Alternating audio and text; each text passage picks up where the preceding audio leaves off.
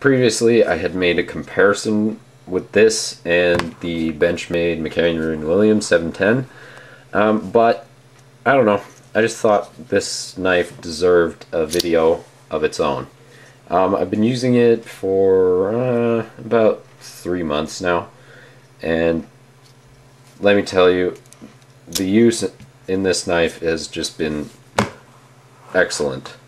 Way better than any of the knives that I own, any of the other knives that I own.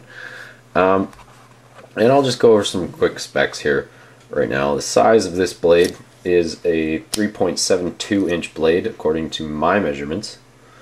That's a pretty long blade. You know, you've got a lot of cutting surface with this recurve here. Just awesome for a little big for EDC, but still it works. I mainly like it because of the handle size. The handle size is just perfect for me, and I will take the extra blade length for that handle. It's just awesome. The handle length is 4.67 inches, so just a little over 4 2/3. So overall this knife is 8¼ inches. The weight on this one, according to my calculations, is 4.21 ounces, or 4 1/5 ounces. So I mean, that's very doable. For me, I don't mind it at all. I carry this thing all the time. And for the features it offers, I'll take a little bit of extra weight. I also have the smaller brother, the SOG Visionary 1, and it's a lot more manageable than the SOG Visionary 2. The blade length on this is 3 inches and the weight is 3 ounces. So you get a 3-inch blade for 3 ounces. So this is a lot more manageable. It's, again, like I said, this is a smaller handle, so I personally prefer the larger handle, larger knife, heavier, obviously, not too bad. They both feature the arc lock, which I absolutely love. As a lefty, I prefer a ambidextrous locking mechanism. Actually, I prefer an ambidextrous knife entirely. It is a breeze to open and close.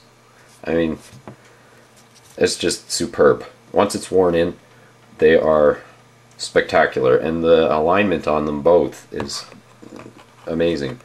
You can hardly see, this one is a bit off, you can see that, but on this one you can hardly see any light through the handle at all. That's how tight the tolerances are.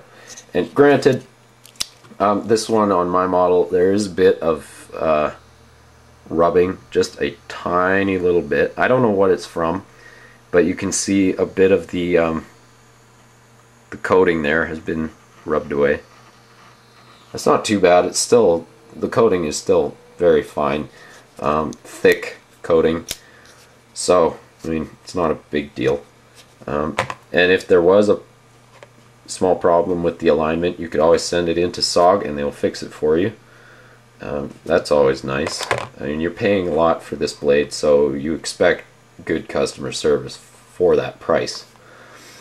So you get VG10 steel, you get fiberglass reinforced nylon scales with steel liners in them, and part of the reason why this is a heavier knife is because those liners are not milled out. It's just solid liners. For me, I don't know, I kind of like it. It just adds a little bit of heft to it, and I feel if it didn't have the liners, it would almost feel a little too light for me. Also, they add rigidity. You can see I can compress it a very slight amount, just with slight hand pressure. So, I mean, steel liners don't hurt with this design, especially with virtually plastic handles. I know it's not plastic, but it's close. And the texture on these handles is amazing. It's like G10 actually. I likened it in my comparison video to the oh so popular Kershaw Skyline. To me, it feels almost identical to the texture of a Kershaw Skyline, maybe a little bit slick, but still not bad. It's got a perfect finger choil, I find. It's not too deep that it you know, envelops your finger like this one. I find it's a little too deep, a little uncomfortable because your other fingers are grasping a little higher up. This one is a little uncomfortable, whereas this finger choil is perfect. It's just got the perfect feel. There's a little bump here, and it fits just in between the middle finger and the forefinger. Great feeling. And then the thumb ramp there with the jimping works really well. Overall, the ergonomics on this knife are superb.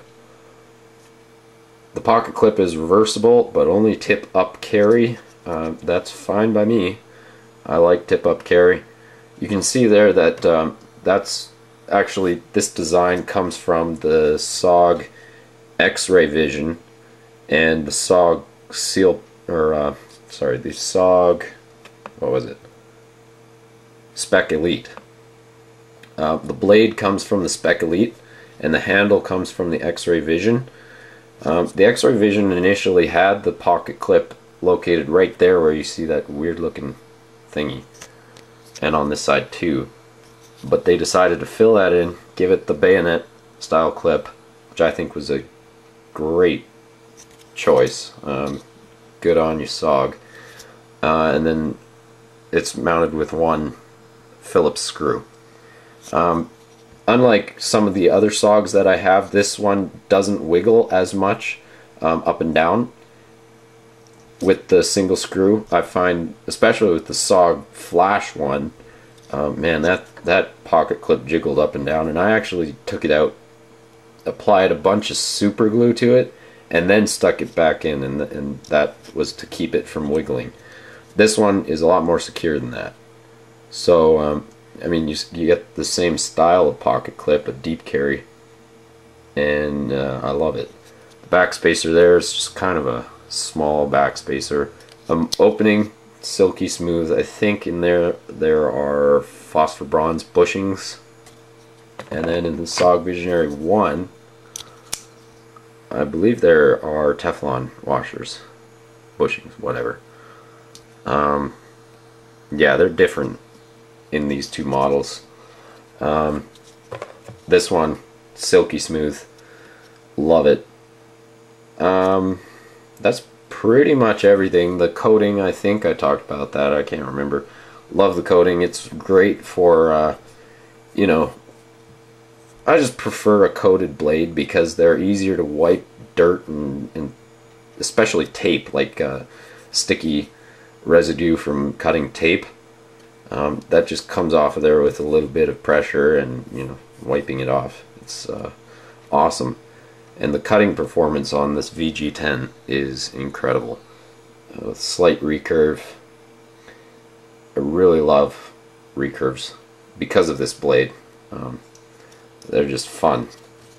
They are harder to sharpen, but you know, there are ways around that. You can sharpen it. It's not too bad. Overall, it's just a really nice knife to EDC. It's not too expensive that, you know, if you lose it, it's a bummer, but, you know, it's not a huge kick in the pants, like some Benchmades are, but it's equally, if not better, than a Benchmade, in my opinion. This is my opinion. Because you get the same style of locking mechanism, you get a great steel with it, you get great ergonomics, just a cool looking blade, and so I really think it's well worth the money. In fact, you see these two here, I bought another one of these, the Visionary 2. That's what this is. I actually went ahead, I have this set, you know, but I bought another one. This is gonna stay in the box unopened, unused, as my collector's piece, and I'll just show it to you real quick. That's how much I love this knife. I got two of them. This is how it comes.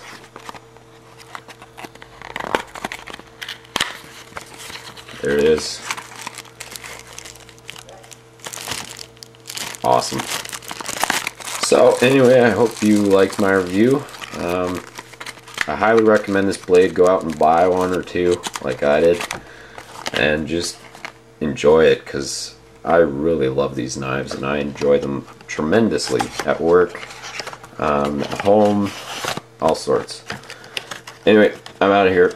I have a cold. I'm gonna lie down. See ya. There goes my phone.